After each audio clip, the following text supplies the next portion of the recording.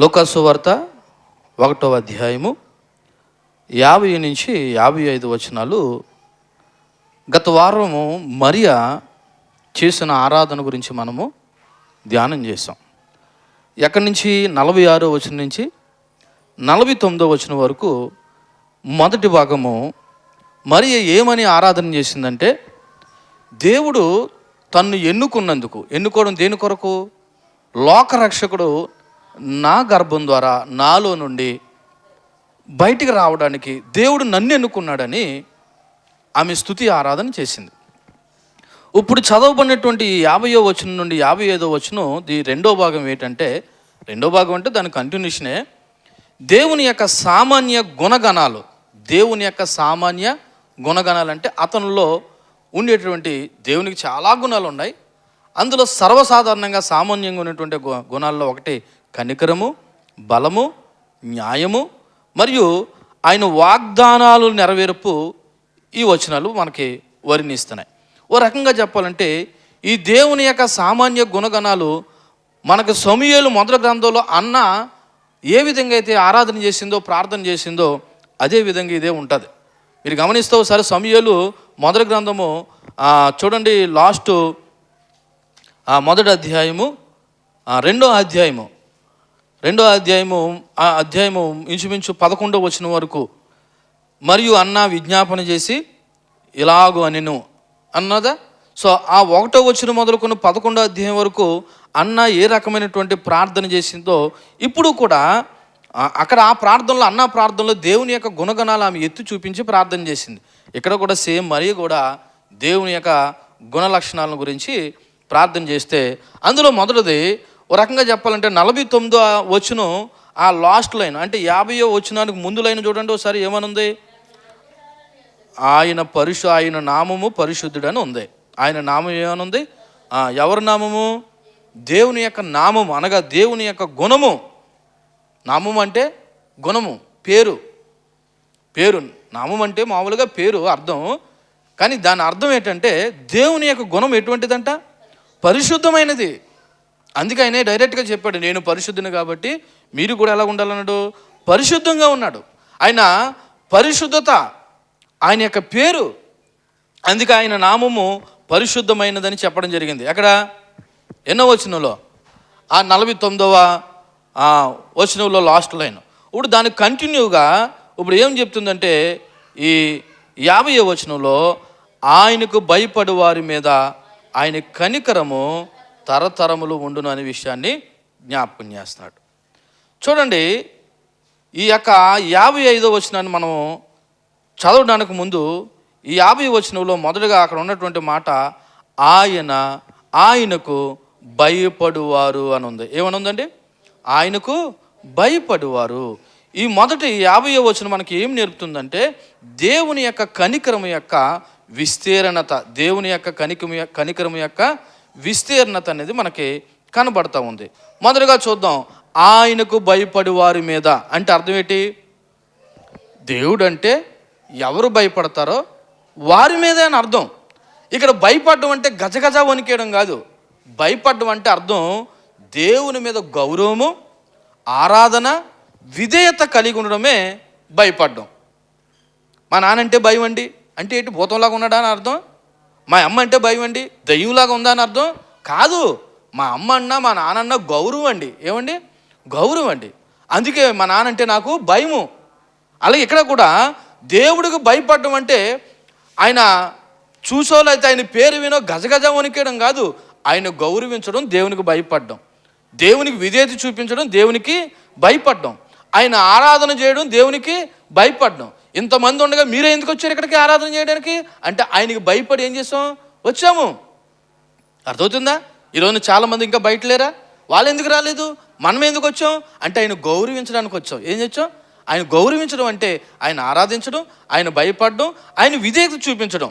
అంతే తప్ప ఇదేదో ఒక భయంకరమైన పద్ధతి కాబట్టి అందుకే దేవుడు మనం భయపడకపోతే ఆయన చంపేస్తాడు అది కాదు. ఆయన భయపడు వారి మీద అంటే సో ఇది ఒక పవిత్రమైనటువంటి భక్తిని సూచిస్తుందండి. దేవునికి భయపడడం, దేవుని గౌరవించడం, దేవునికి విధేయత చూపించడం ఒక పవిత్రమైన భక్తిని మనలో సూచిస్తుంది. ఒకసారి మీరు 103వ కీర్తన 17వ వచనం కూడా చదవండి ఒకసారి. 103వ కీర్తన 17వ వచనం. ఆయన నిబంధన గైకొనుచు ఆయన కట్టలను అనుసరించి నడుచుకుని వారి మీద, యెహోవా యందు భయభక్తులు వారి మీద ఆయన కృప యుగ యుగములు నిలుచును. ఎవరి మీద ఉంది అక్కడ పర్టికులర్గా క్లియర్గా? ఆయన నిబంధనలు గైకొనుచు అనగా ఆయన వాక్యాన్ని గైకొనుచు ఆయన కట్టడలను అనుసరించి నడుచుకునుచు యెహోవా యందు భయభక్తులు గల వారి మీద ఆయన కృప యుగ యుగాలు యుగ యుగాలు. ఇప్పుడు ఇక్కడ కూడా మనం చదవబడినటువంటి ఈ లోకాసు సువార్త ఈ 1వ అధ్యాయము 50వ వచనంలో కూడా ఆయనకు భయపడి వారి మీద ఆయన కనికరం అనేటువంటి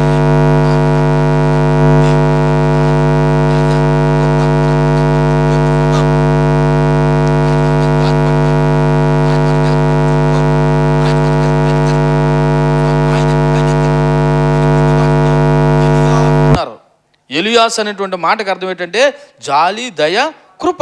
ఇది దేవుని స్వభావము. కాబట్టి ఇక్కడ దేవుడి యొక్క రక్షణ కార్యాన్ని, మెస్సియా రాకను దేవుడు కనికరించి మన కొరకు దేవుడు ఈ భూమి మీదకి వచ్చాడు అన్న విషయాన్ని గుర్తు చేసుకుంటూ మరి ఆరాధనలు ఏం చేస్తుందంటే ఆయనకు భయపడే వారి మీద ఆయన కనికరం ఎప్పుడు దాకా ఉండంట? తరతరములు. మన మహా అయితే 1 తరమో 2 తరమో 3 తరాలో చూస్తాం. కానీ తరతరములు ఉండును అంటే యుగ యుగాలు ఉండును. అంటే దేవుని యొక్క కనికరం తాత్కాలికం కాదు, ఇప్పుడుతో సరిపెట్టేది కాదు, ఈ జన్మతో సరిపెట్టేది కాదు. ఆయన యందు భయభక్తులు కలిగి బ్రతుకుతేనంట తరతరములు మన పట్ల ఆయన ఏం చూపిస్తాడంట? కనికరము చూపిస్తాడనే విషయాన్ని మన జ్ఞాపకం చేస్తున్నాడు. దేవునికి మహిమ కలుగును గాక. అంటే మన దేవుడు ఎంత గొప్ప దేవుడో చూడండి. మన దేవుడు బలిని కోరుకునే దేవుడు కాదు, మన దేవుడు మనల్ని హింసించే దేవుడు కాదు, మన దేవుడు మన రక్తం పిండుకుని పిశాచి కాదు. మన దేవుడు మన పట్ల కనికరం చూపువాడు. అయితే ఇక్కడ కండిషన్ ఏంటో తెలుసా? ఆయనకు భయపడే వారి మీద ఆయన కనికరము తరతరములు ఉండును. అంటే ఇక్కడ ఒక షరతు ఉంది. ఇక్కడ ఏముంది? షరతు, ఒక కండిషన్ ఉంది. ఏంటి ఆ కండిషన్ అంటే, ఇదిగో ఎవరైతే దేవునికి భయపడతారో వారి మీదే కనికరం ఉన్నట్టు, ఎవరైతే దేవునికి భయపడతారో వాళ్ళకే రక్షణ. దేవునికి మహిమ కలుగును గాక. దేవునికి భయపడే వారికే రక్షణ అండి. దేవునికి భయపడలేని వారికి ఏం లేదు, రక్షణ లేదు. ఆయనకి భయపడడం అంటే, మనకు రక్షణ రావడం అంటే ఆయన యందు విశ్వాసం ఉంచడం. ఆయన యందు మనకి ఏం ఉంచాలి? మనం ఆయన యందు విశ్వాసం ఉంచాలి. క్రీస్తు ద్వారా ఈ కనికరము అందరికీ అనగా యూదులకి, అన్యులకి, మన అందరికీ వచ్చింది. కాబట్టి నేను ముగించే ముందు చెప్పే మాట ఏంటంటే, మనము దేవునికి నిజమైన భయభక్తులు కలిగి జీవించాలి. మనము ఎవరికండి? దేవునికి. పొద్దున్న సండే స్కూల్ పిల్లలు చెప్పాను, మీకు ఎన్ని ఏళ్ళు ఉన్నాయరా? 5 ఏళ్ళు ఉన్నాయి. అయితే మీకు అర్థమయ్యేలా చెప్తున్నాను. ఫస్ట్నే మనం దేవుడికి భయపడాలరా. ఎవరు భయపడాలా? రెండోది పాస్టర్ గారికి, దైవజనుడికి భయపడాలరా. మూడోది మీ తల్లిదండ్రులకి భయపడాలరా. నాలుగోది మీ విద్యాబుద్ధులు నేర్పించే టీచర్స్కి భయపడాలరా. ఐదోది మీ పెద్దవారందరికీ కూడా ఏం చేయాలా? భయపడాలి. ఎందుకు భయపడాలి? వాళ్ళు మన క్షేమాన్ని కోరుకునేవారు, మనం మంచిగా ఉండాలని కోరుకునేవారు అని వాళ్ళకి అర్థమయ్యేలా చెప్పాను. సరే, మీరు పెద్దలు కాబట్టి మీరు పెద్దలకు భయపడతారో, సేవకుడు భయపడతారో, లేకపోతే మీకు విద్యాబుద్ధులు నేర్పించిన టీచర్ గారికి భయపడతారో, ఇవన్నీ పక్కన పెడితే ఎవరికి భయపడకపోయినా దేవునికి భయపడండి. దేవునికి మహిమ కలుగును గాక. ఎందుకు భయపడాలంటే, ఆయనకి భయపడకపోతే నీ మీద కనికరము లేదు, నీ మీద లేదు, నీ పిల్లల మీద లేకపోయి, నీ కుటుంబం మీద లేకపోతే మనం ఎంత లాస్ అయిపోతాం. వాళ్ళు అలాగనే ఏమైనా మీ ఆస్తులు అమ్ముకుని నాకు ఇచ్చేయండి, లేకపోతే మీకున్నవి నాకు తీసుకొచ్చి పెట్టండి అంటున్నాడా? ఆయన ఏమంటలేదు, నాకు భయపడండి చాలు అన్నాడు. అంటే నన్ను గౌరవించండి, నాకు లోబడండి, నాకు విధేయత చూపించండి అంటున్నాడు. అలా చూపించగలిగితే దేవుని యొక్క కృప, ఆయన కనికరము మన మీద తరతరములో ఉంటుందంట. అంతేకాదు, ఇక్కడ తరతరములైన మాటకు అర్థం ఏంటో తెలుసా? నువ్వు ఆ కనికరం అనిపిస్తావు, నీ పిల్లలు కూడా కనికరం అనిపిస్తారు, నీ పిల్లలు కూడా. అదే కదా 128వ కీర్తన మనకేం చెప్తుంది? నీ పిల్లలు నీ భోజనపు బల్ల చుట్టూ ఒలివ మొక్కలు వాళ్ళే, నీ పిల్లలు నువ్వు చూస్తావు అంటున్నాడు. ఎప్పుడు? అక్కడ కూడా 128వ వచనం ఇలా ప్రారంభపడుతుంది, యెహోవా యందు భయభక్తులు కలిగి ఉన్నవాడు ఇలాగ దీవించబడినని ఉంటుంది. ఈ రోజున క్రైస్తవ పిల్లలకు ఉండవలసిన ఏకైక మొట్టమొదటి లక్షణం ఏంటంటే, ఒకటి ప్రభునందు విశ్వసించాలి, రెండోది ఆయన అంటే భయపడాలి. భయపడడం అంటే ఏం కాదండి, ఆయన గౌరవించడం, ఆయనకు లోబడడం, ఆయనకు విధేయత చూపించడం అనే విషయం మనకి జ్ఞాపకం చేస్తున్నాయి. కాబట్టి దేవుని యొక్క కనికరము మన మీద తరతరాలు ఉంటుంది. కాకపోతే దేవునికి భయపడితే అది నీకును నాకును చాలా మంచిదనే విషయాన్ని దేవుడు మనకి జ్ఞాపకం చేస్తున్నాడు. దేవునికి మహిమ కలుగును గాక. హల్లెలూయా. చూడండి, ఈ 51వ వచనం చూద్దాం. 51వ వచనం ఏం చెప్తుంది? ఆయన తన బాహువుతో పరాక్రమము చూపెను, వారు హృదయముల ఆలోచన విషయమై గర్విష్ఠులను చెదరగొట్టెను. ఈ వచనం మనకి ఏం నేర్పుతుందంటే దేవుని బలము యొక్క ప్రదర్శన, దేవుని యొక్క బలము యొక్క ప్రదర్శన లేదా గొప్పతనం ఏంటన్నది ఒకసారి మనం ఆలోచన చేస్తే, ఆయన తన భుజబలంతో గొప్ప కార్యాలు చేస్తాడంట. తన యొక్క భుజబలంతో ఏం చేస్తాడంట? గొప్ప కార్యాలు చూస్తాడు. భుజబలం అంటే పాత నిబంధనలో దేవుని శక్తికి సాదృశ్యం, దేవుని యొక్క శక్తికి సాదృశ్యం. అంతేకాదు ఈ రోజున దేవుడు మనకు అనుగ్రహించే రక్షణకి కూడా సాదృశ్యం. కాబట్టి ఒకసారి మనము ఆ నిర్గమాకాండం 15వ అధ్యాయము 16వ వచనం చూడండి. నిర్గమాకాండము 15వ అధ్యాయము 16వ వచనం, 15-16 వచనం. యెహోవా నీ ప్రజల అద్దరికి చేరు వరకు, నువ్వు సంపాదించిన నీ ప్రజల అద్దరికి చేరు వరకు నీ బాహుబలము చేత పగవారు రాతి వలె కదలకుందురు. నీ బాహుబలం అంటే దేవుని యొక్క శక్తి సామర్థ్యము, ఆయన యొక్క బలము. దానివల్ల ఆనాడు ఐగుప్తులకు రక్షణ వచ్చింది. ఈ రోజున దేవుని యొక్క శక్తి మీద, ఆయన బలం మీద మనం కూడా నమ్మకం ఉంచితే మనకి కూడా నిత్య రక్షణ వస్తుంది. దేవునికి మహిమ కలుగును గాక. హల్లెలూయా.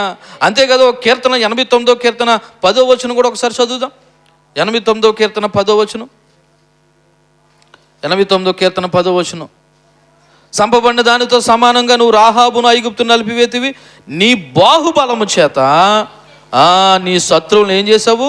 చెదరగొట్టావు. అంటే దేవుని యొక్క బలము చేత, దేవుని యొక్క శక్తి చేత శత్రువులను ఏం చేశాడంటే ఆయన చెదరగొట్టాడు. ఇక్కడ రాయబడినటువంటి ఈ 51వ వచనంలో ఆయన తన బాహుబలం చేత పరాక్రమం చూపాడు, అంటే గొప్ప కార్యాలు చేశాడు. ఇశ్రాయేలు యొక్క చరిత్రలో గొప్ప కార్యాలు చేశాడు. ఈ రోజున క్రీస్తుని అంగీకరించిన నా జీవితంలో కూడా దేవుడు గొప్ప కార్యాలు చేశాడు. గొప్ప కార్యం అంటే మీరు ఏమీ పెద్దగా ఊహించుకోండి. గొప్ప కార్యం ఏంటో తెలుసా? నువ్వు రక్షింపబడ్డమే గొప్ప కార్యం, నువ్వు రక్షణ పొందుకోవడమే గొప్ప కార్యం. ఎందుకో తెలుసా? ఇది ఈ భూమి మీద ఏదైనా ఎక్కడైనా దొరుకుతుందేమో, కానీ రక్షణ మాత్రం ఎవరి వల్ల దొరుకుతుందంట? అది కేవలం యేసులోను మాత్రమే, యేసుక్రీస్తునందు మాత్రమే. అందుకే అపోస్తలుల కార్యం 4వ అధ్యాయం ఉంటుంది, ఏ నామం లేదు రక్షణ, కేవలం యేసు అను నామంలో మాత్రమే రక్షణ. ఇంతకంటే గొప్ప కార్యం మనకి ఏం కావాలండి? ఉద్యోగం వచ్చినా రాకపోయినా, వ్యాపారంలో సక్సెస్ అయినా కాకపోయినా, ఒకవేళ నీకు కలిమి ఉన్నా లేకపోయినా, వ్యాధి ఉన్నా బాధ ఉన్నా, ఇవన్నీ పక్కన పెడితే నువ్వు నేను రక్షణ పొందుకోవడమే గొప్ప కార్యం. దేవునికి మహిమ కలుగును గాక. కాబట్టి ఆయన తన బాహుబలం చేత పరాక్రమం చూపి ఆనాడు ఇశ్రాయేలు ప్రజలను రక్షించాడు. ఈ రోజున శిలువ మరణం ద్వారా ఆయన యందు నమ్మికించిన వారికి దేవుడు రక్షణ కార్యం కూడా చేసి ఉన్నాడు. దేవునికి మహిమ కలుగును గాక. హల్లెలూయా. ఇవన్నీ మరి ఆరాధనలో జ్ఞాపకం చేసుకుంటుంది. ఆయన నామం పరిశుద్ధమైందని చెప్పింది, ఆయన భయపడు వారి మీద ఆయన కనికరము తరతరములు ఉండునని చెప్తుంది. అంతేకాదు తన బాహుబలం చేత ఆయన ఏం చేస్తున్నాడు? పరాక్రమము చూపుతున్నాడు అని చెప్తూ అక్కడ 2వ లైన్లో ఇంకో మాట చూడండి, వారి హృదయములలో ఆలోచన విషయమై గర్విష్ఠులను కూడా చెదరగొడతాడు. ఆయన యందు విధేయత కలిగిన వారిని, భయపడి వారిని దేవుడు ఎంత హెచ్చిస్తాడో, హృదయమందు గర్వించే వారిని, గర్విష్ఠులను కూడా దేవుడు ఏం చేస్తాడంట? చెదరగొడతాడు. అంటే దీన్ని బట్టి మనం ఏం నేర్చుకోవాలంటే దేవుడి దగ్గర గర్వంతో ఉండకూడదు, అహంకారంతో ఉండకూడదు. ఆయన దగ్గర వినయ విధేయతలతో ఉండాలి. అందుకే మరి ఏమని సంబోధించుకుంది? ఎక్కడ చూడండి 47వ వచనం, ఆయన తన దాసురాలు దీనస్థితిని, అంటే ఎలా సంబోధించుకుంది? నేను ఒక దాసిని, ఆయన నా యజమానుడు, ఆయన నా రక్షకుడు. ఈరోజు దేవుని పిల్లలమైన మనం కూడా దేవుని దగ్గర మనం ఎంత తగ్గించుకోవాలో అంత తగ్గించుకోవడం మంచిది. నన్ను అడిగితే ఎంతైనా తగ్గించుకోవాలి. బాప్తిస్మ ఇచ్చే యోహాను అంటాడు కదా, ఆయన తన యొక్క చెప్పులు వారిని ఇప్పటికైనా నేను యోగ్యను కానంటాడు. మరి అంత భక్తుడు అటువంటి మాట మాట్లాడితే అల్పులమైన మనము దేవుడి దగ్గర ఎంత తగ్గించుకోవాలి? తగ్గించడం అంటే ఇదిగో నువ్వేదో ఆయన ఏదో కుర్చీ మీద కూర్చోబెట్టి లేకపోతే నువ్వు కింద కూర్చోవడం కాదు. తగ్గింపడం అంటే ఏం కాదు, ఆయన గౌరవించడం, ఆయనకు లోబడడం, ఆయనకు భయపడడం ఇది. కానీ ఈ రోజున చాలామంది క్రైస్తవ పిల్లల్లో కూడా గర్వం ఉందండి, గర్వం ఉంది. కానీ గర్విష్ఠుల యొక్క గర్వాన్ని ఆయన ఏం చేస్తాడు, అణిచివేస్తాడు అంటున్నాడు. ఆంతరంగికమైన గర్వం, బయటికి చాలా వినయం కనపడినా లోపల ఏముంటుంది చాలామందికి గర్వం. చెప్పినని చెప్పి బాగా నలగిస్తారు, పోయిన తర్వాత చెప్పెళ్ళే అంటారు. అంటే లోపల ఏముంది నీకు అంటే బయట కొట్టివేయకూడదని ఏదో ఆలకించో పద్ధతిగా, కానీ తర్వాత ఏమంటున్నావు తెలుసా, చెప్పెళ్ళే మా తెలియని విషయం ఏంటి అంటే నీలో ఏముంది, గర్వం. కానీ దేవుడు ఇటువంటి వాడిని ఏం చేస్తాడంట, చెదరగొట్టును. కీర్తన 68వ కీర్తన 1వ వచనం చదవండి ఒకసారి. 68వ కీర్తన 1వ వచనం. దేవుడు లేచునుగాక, ఆయన శత్రువులు చెదిరిపోవుదురుగాక, ఆయన ద్వేషించువారు ఆయన సన్నిధి నుండి ఏం చేస్తారు, పారిపోదురుగాక. ఆయన ద్వేషించడం. కాబట్టి దేవుని పిల్లలుగా మనము చాలా జాగ్రత్తగా ఉండాలి. యెషయా గ్రంథం 40వ అధ్యాయం 24వ వచనం కూడా చూడండి. యెషయా గ్రంథము 40వ అధ్యాయము 24వ వచనం.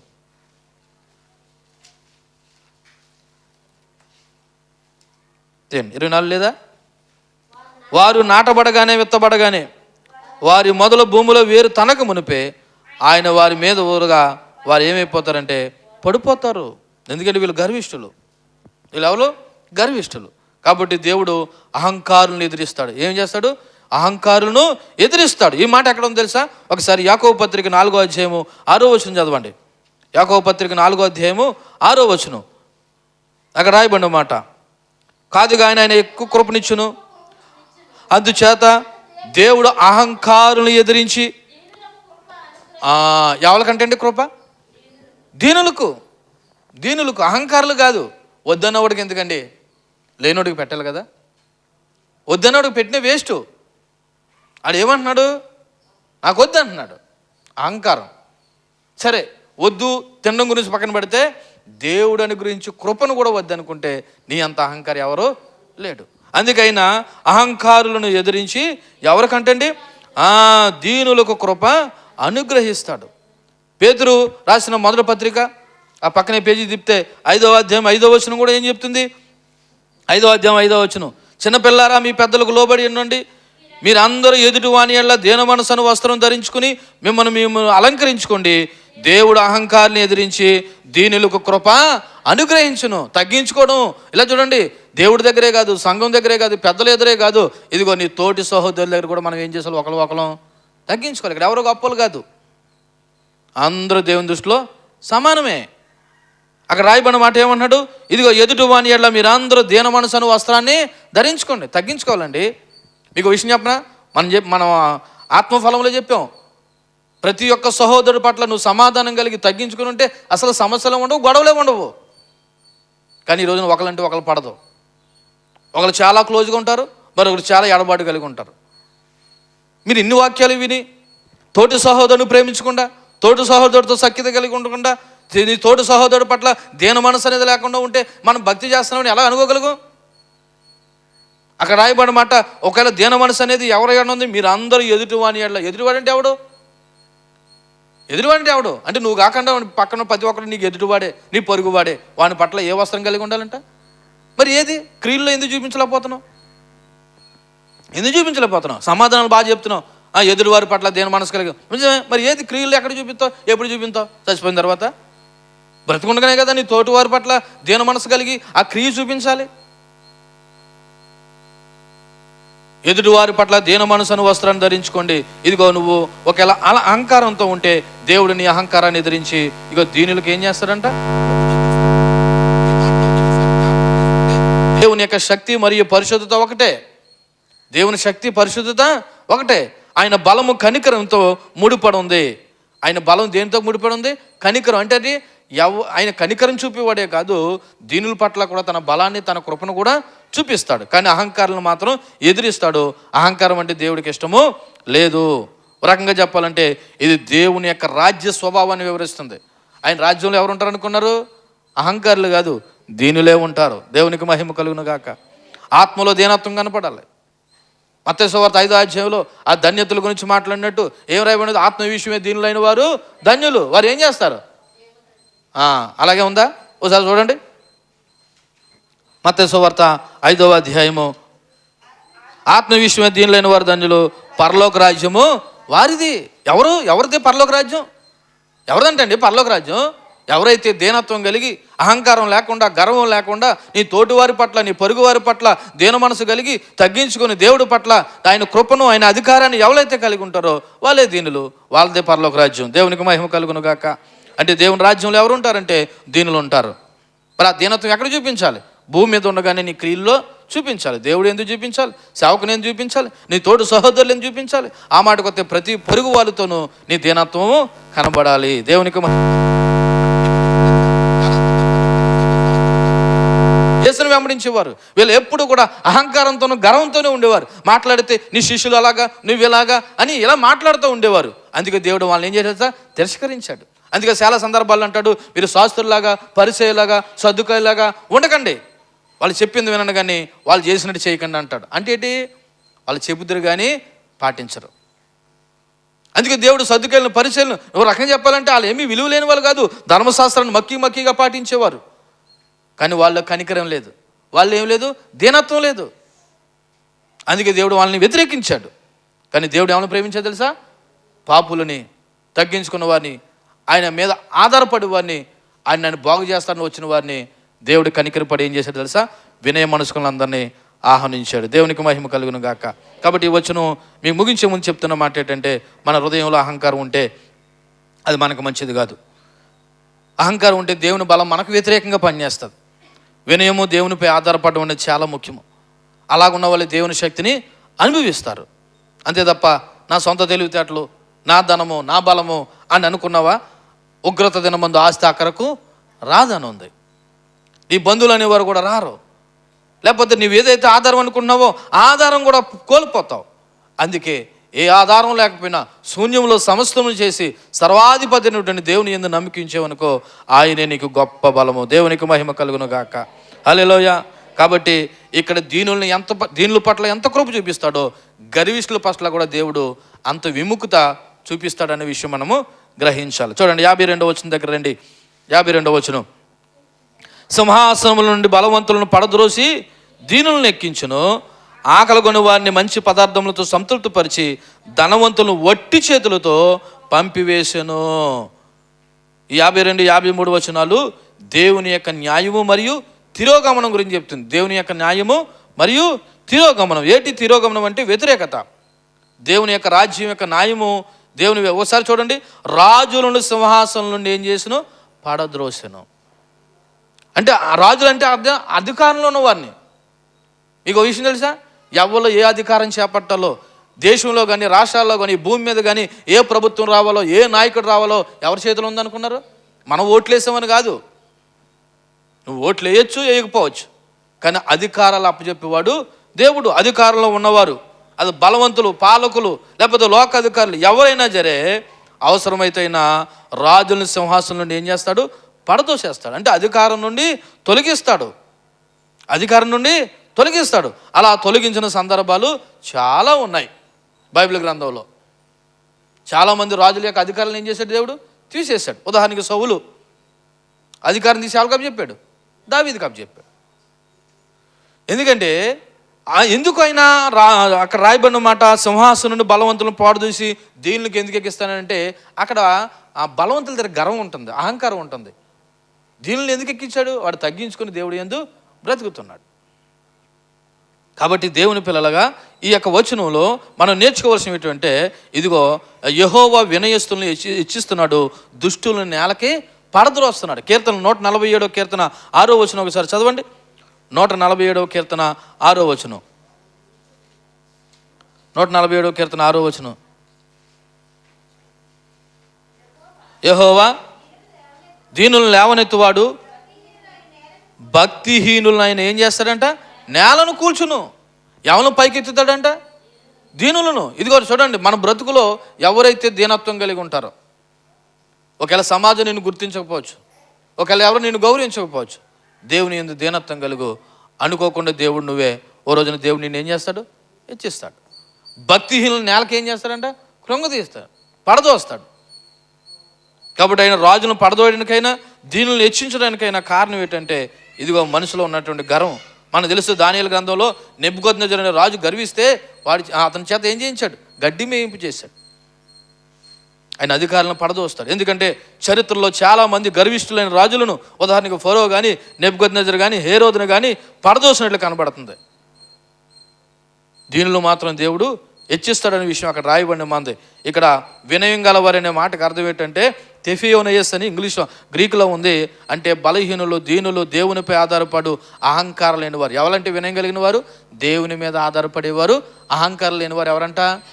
వినయం కలిగిన వారు. ఇటువంటి వారిని దేవుడు ఏం చేస్తాడంట?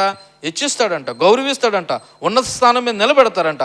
ఉదాహరణకి మీరు చెప్పాలంటే దావీదు గొర్రెల కాపరి తీసుకెళ్ళి ఏం చేశాడు చెప్పండమ్మా?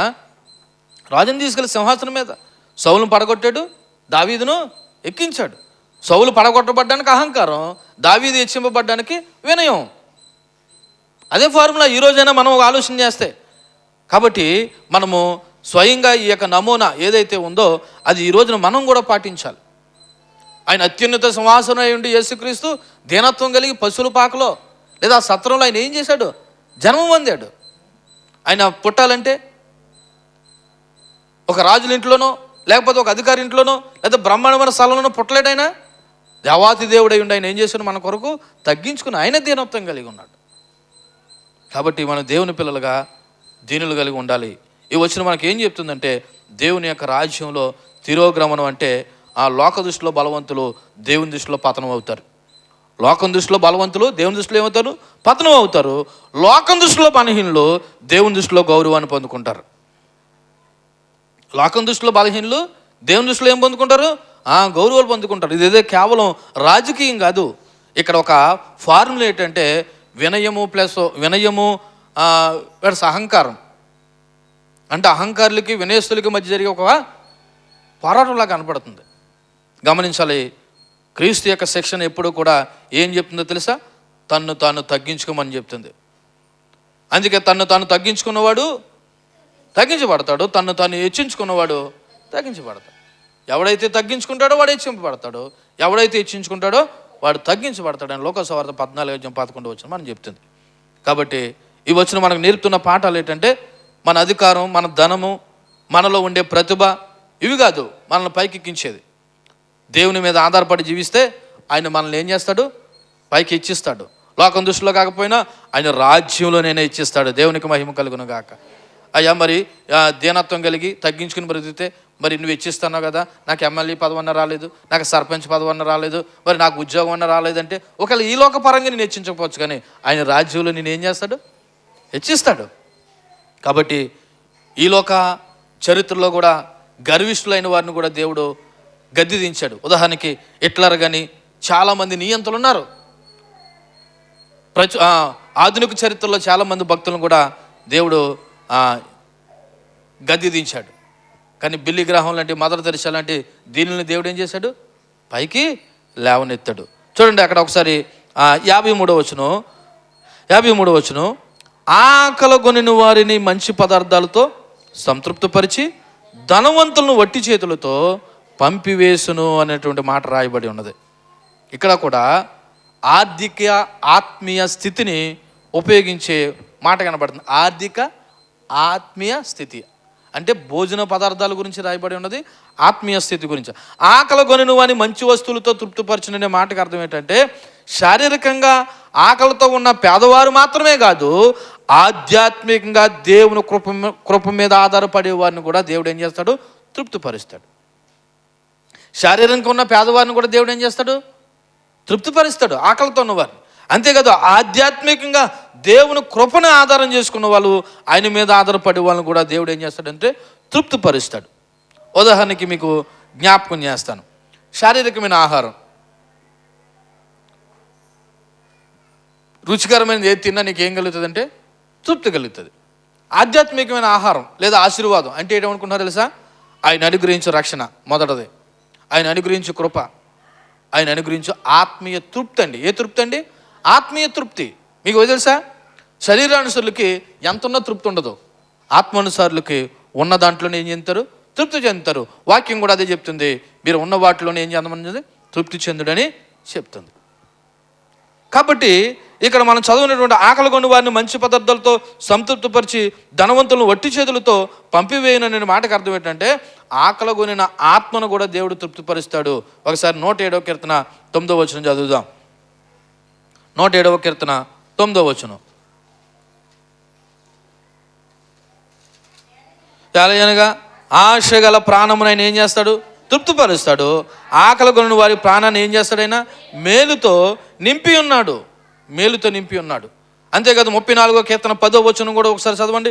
34వ కీర్తన 10వ వచనంలో, యెహోవాను వెదుకు వారికి ఏ మేలుయో కొదువు ఉండదు. చూడండి, ఆయన యందు భయభక్తులకు ఉంచు వానికి ఏ మేలుయో కొదువు లేదు. సింహం పిల్లలు లేమి గలవై ఆకలి కొన్నేమో కానీ యెహోవాను ఆశ్రయించే వారికి ఏ మేలు ఏముండదు, కొదువు ఉండదు. ఎవరిని ఆశ్రయించాలా?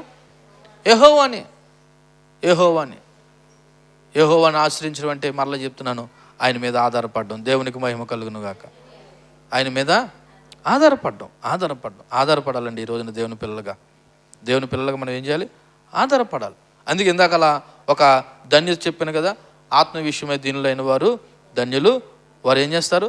పరలోక రాజ్యం వారిది. అంతేకాదు నీతి కొరకు ఆకలి దప్పులుగా ధన్యులు, వాళ్ళు ఏం చేస్తారంట? భూలోకాన్ని. అంతేనా? చూడండి, మత్తయి సువార్త 5వ అధ్యాయం 6వ వచనం అదే ఉందా?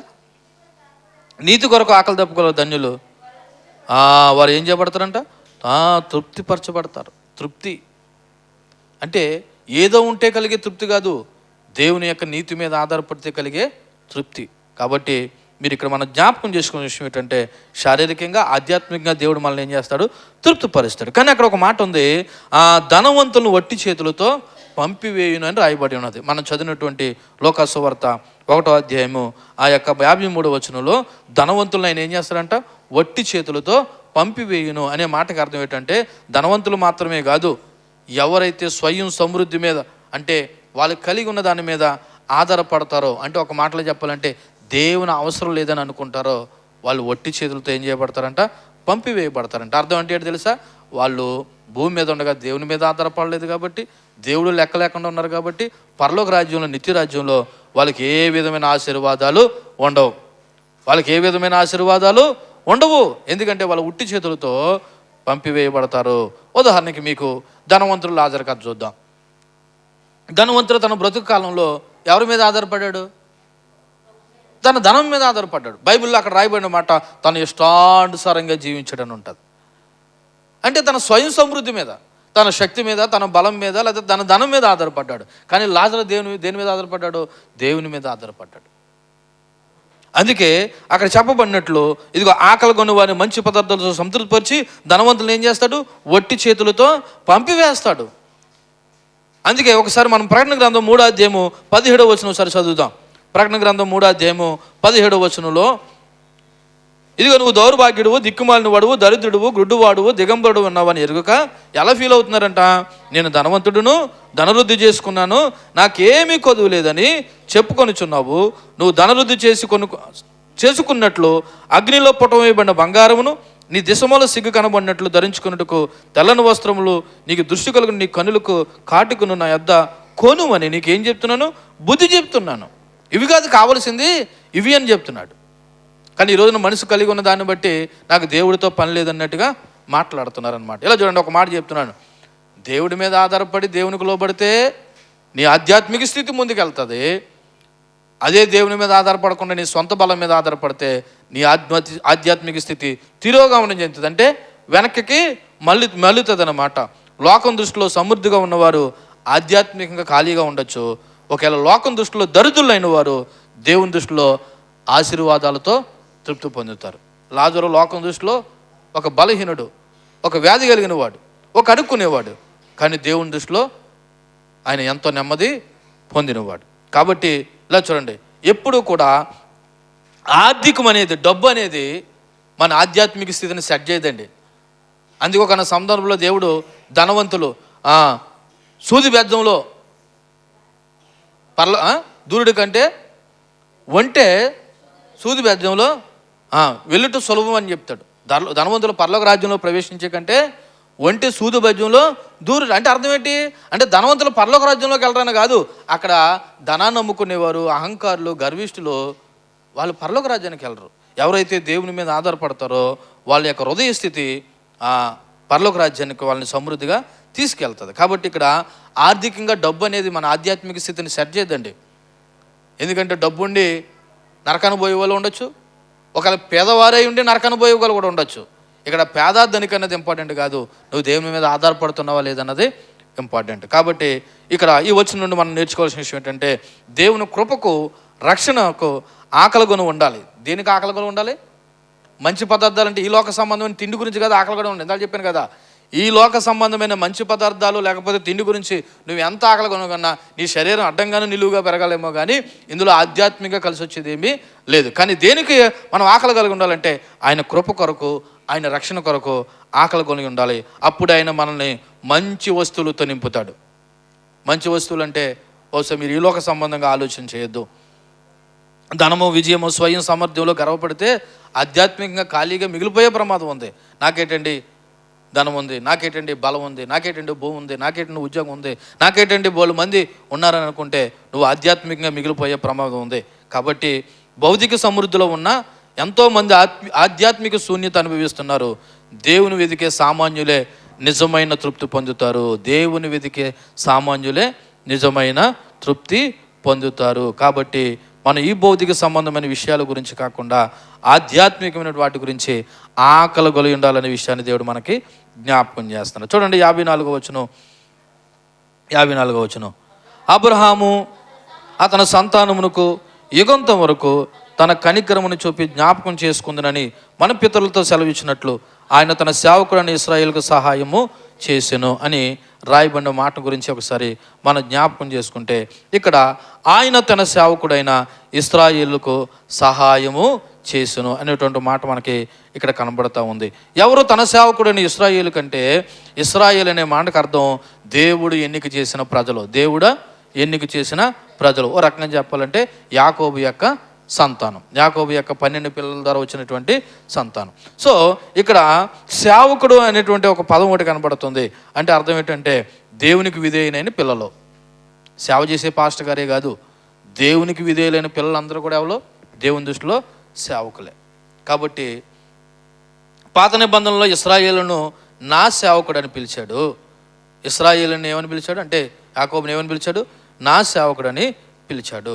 కానీ కొత్త నిబంధనలో అనగా దేవుని పిల్లలుగా మనం అందరం కూడా దేవుని బట్టి ఆయన పిల్లలుగా మనం ఈ రోజున పిలువబడుతూ ఉన్నాము. ఇశ్రాయేలు మరియు మెస్సయ్య మధ్య ఒక సూక్ష్మమైన సంబంధం ఉంది.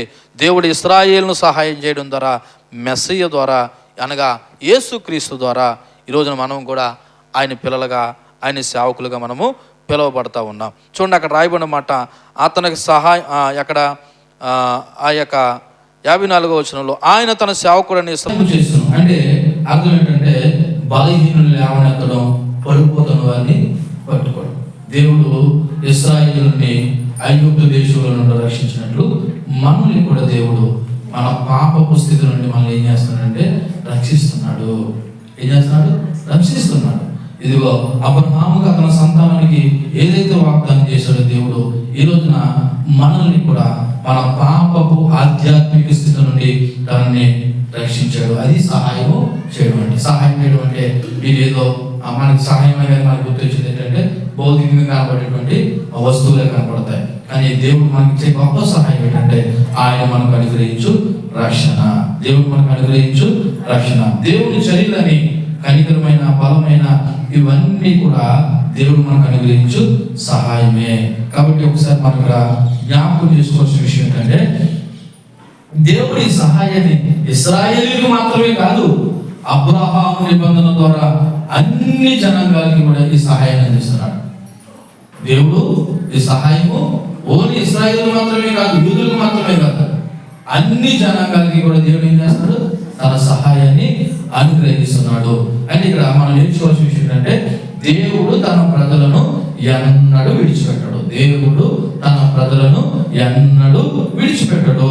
వారి బలహీనులైన, అవిధేయులై ఉన్న ఆయన నిబంధనలకు నమ్మకంగా ఏం చేస్తాడు? సహాయం చేస్తాడు.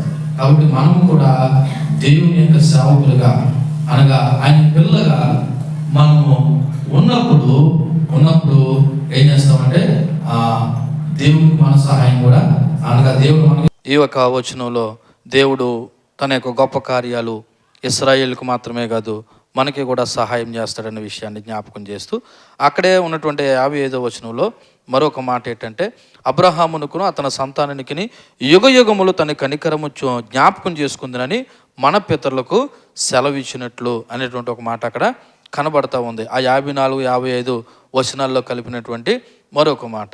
ఇప్పుడు అబ్రహామునికి అతని సంతానానికి ఏం చేస్తారంటే ఆయన సహాయం. అబ్రహాము ఎందుకంటే మరి ఇశ్రాయేలు ప్రజలకి మూల పురుషుడు, ఇశ్రాయేల్ ప్రజలకే కాదు ఈ రోజున నూతన నిబంధన సంఘాన్ని కూడా అబ్రహాము ఏమై ఉన్నాడంటే మూల పురుషుడిగా విశ్వాసులందరికీ ఒక తండ్రిగా ఉన్నాడనే విషయం మనకి తెలుసు. ఎందుకంటే మనం క్రీస్తునందు విశ్వాసం అయితే మనం కూడా అబ్రహాంకి ఏమైనా అంటే సంతానమై ఉన్నాము. ఆ మాటను బట్టి అబ్రహామునుకును అతని సంతానమునుకును యుగయంతము వరకు తన కనికరము చూపి జ్ఞాపకం చెందునని మన పితరులతో ఆయన ఏమిచ్చాడు? సెలవిచ్చాడు. యుగ యుగాలు ప్రారంభంలో చెప్పాను, ఆయన కనికరము ఈ తరానికో ఇప్పుడుకో ముగిసిపోయేది కాదు.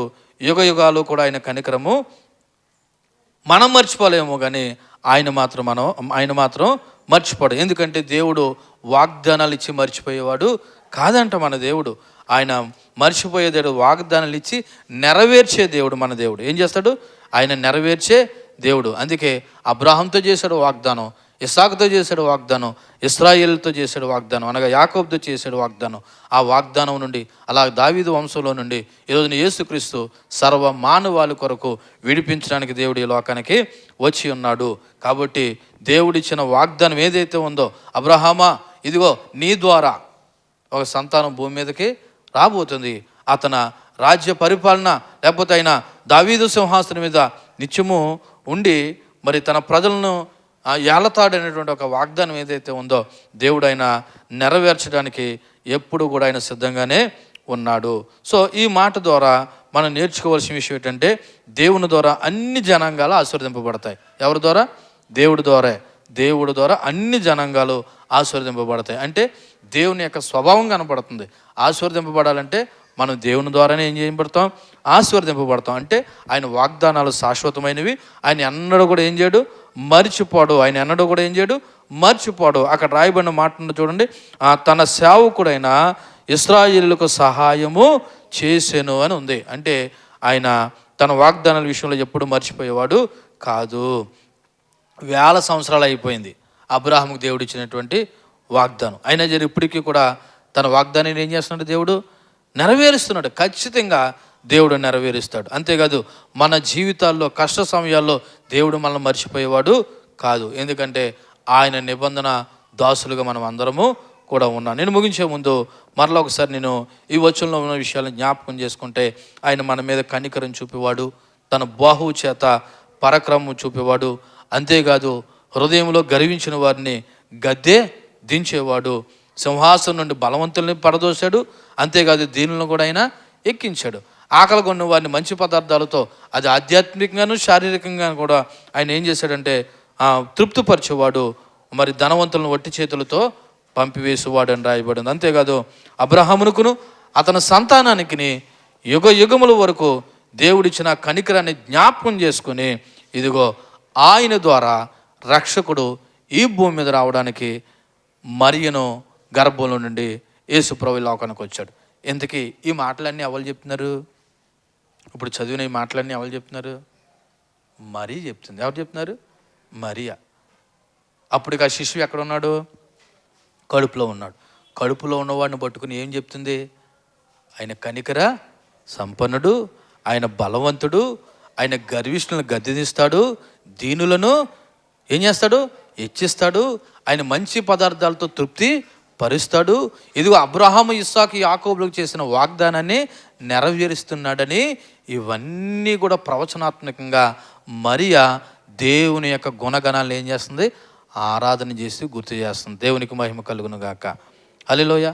మీ గత వారం గుర్తు చేశాను, మరియకు కూడా రక్షణ అవసరమని కడుపులో ఉన్నటువంటి శిశువుని పట్టుకునే ఉంది నా రక్షకుడని మాట్లాడేది. ఒక విషయాన్ని మీకు గుర్తు చేసి నేను ముగిస్తున్నాను. మరియ తన కడుపులో ఉన్నటువంటి ఆ శిశువును పట్టుకుని ఆయన గుణ లక్షణాల గురించి అంత వివరంగా చెప్తే ఈరోజు ఆలోచన చేయండి, ఆ శిశువు ఇంకా శిశువుగానే ఉన్నాడా? ఇంకా శిశువుగానే ఉన్నాడా అంటున్నాను. ఇంకా మనం ఏం చేస్తాం తెలుసా? యేసుప్రభు పశువుల పాకలో పుట్టాడు అన్నట్టుగా పాకేసి లైట్ ఎట్టి అందులో ఒక బొమ్మెట్టి ఇంకా మనం ఎక్కడ ఉండిపోతున్నాం అంటే యేసుప్రభు పశుబాలుడు అనే విషయంలో ఉండిపోతున్నాం. యేసుప్రభు పశుబాలుడిగా లేడు. ఆయన పుట్టాడు, సేవ చేశాడు, మరణించాడు, తిరిగి లేచి పునరుత్థానుడు వెళ్ళిపోయి ఒక హెచ్చరిక చేస్తున్నాడు. ఇదిగో నేను రెండో మారు వస్తున్నాను. ఏం చేస్తున్నాను? రెండో మారు ఆయన వచ్చేది పశుబాలుడిగా రావటం లేదు, న్యాయవంతుడిగా వస్తున్నాడు. ఎలా వస్తున్నాడు అంటే న్యాయవంతుడిగా వస్తున్నాడంటే ఏం తీరుతాడు అనమాట? తీర్పు తీరుస్తాడు, న్యాయం తీరుస్తాడు. మరి న్యాయం తీరుస్తాడన్న భయం ఉన్న వాళ్ళైతే మనం ఎలా ఉండాలి? ఇంకా మనం క్రిస్మస్లో అంటే నేను క్రిస్మస్లో సెలబ్రేషన్ చేసుకోవద్దని అంటలేదు, కానీ ఇంకా మనం ఏ ఆలోచనలు ఉండిపోతున్నాం అంటే యేసుప్రభు పశుబాలుడు, ఆయన ఇంకా పశువుల తోటలో ఉన్నాడు, మన కొరకు పుట్టాడు అని ఆయన జన్మదినాన్ని ఇంకా సెలబ్రేట్ చేసుకుంటూ అసలు విషయం మర్చిపోతున్నాం. అసలు విషయం ఏంటో తెలుసా? ఆయన రెండో మారు కూడా త్వరలో రాబోతున్నాడు. అది క్రైస్తవులు గ్రహించాలి. క్రిస్మస్ చేసుకుంటూనే ఆయన త్వరలో రెండో మారు రాబోతున్నాడు. ఆయన న్యాయాధిపతిగా రాబోతున్నాడు. ఆయన బలవంతుడు.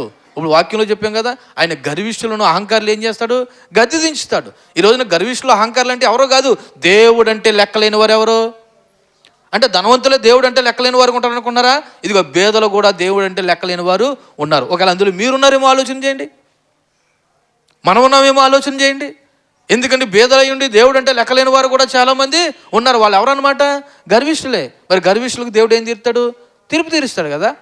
ఈమె ప్రవచనాత్మకంగా దేవుని యొక్క గుణ లక్షణాల గురించి ప్రవచించి ఆరాధన చేసింది. ఆయన గుణం ఎప్పుడూ ఒకటే గుణము. ఆయన అప్పుడు న్యాయవంతుడే, ఇప్పుడు న్యాయవంతుడే, భవిష్యత్తులో కూడా ఆయన ఏమన్నాడు? న్యాయవంతుడే. కాబట్టి ఆయన ఎప్పుడైనా ఒకలాగే ఉంటాడు. ఆయన నిన్న నేడు నిరంతరం ఒకే రీతిగా ఉంటాడు.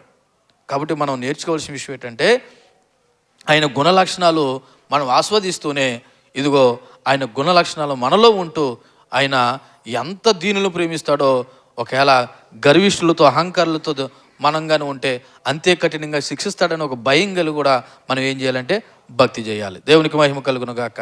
కానీ ఈ రోజున చాలామంది క్రైస్తవ పిల్లలు కూడా ఇదిగో ప్రభువుని గుర్తించలేనటువంటి వారిగా, ఇంకా యేసు ప్రభువు ఒక శిష్యుడుగా బాలుడుగా అన్నిటిగా మార్చి దేవుని యొక్క రాకడికి సిద్ధపడలేకపోతున్నటువంటి జనాంగాలు కూడా కనబడుతున్నాయి. సంగమా, మనం ప్రభువునందు విశ్వాసించడమే కాదు, రెండో రాకడ కొరకు ఏం చేయాలి? సిద్ధపడాలి. మరి ఆ రోజునే శిశువుగా ఉన్నప్పుడు ఆయన గురించి చెప్పిన ప్రవచనాలు, ఆయన ఇంకా శిశువుగా లేడు, ఆయన రారాజుగా రాబోతున్నాడు, న్యాయం తీర్చిన రాబోతున్నాడు.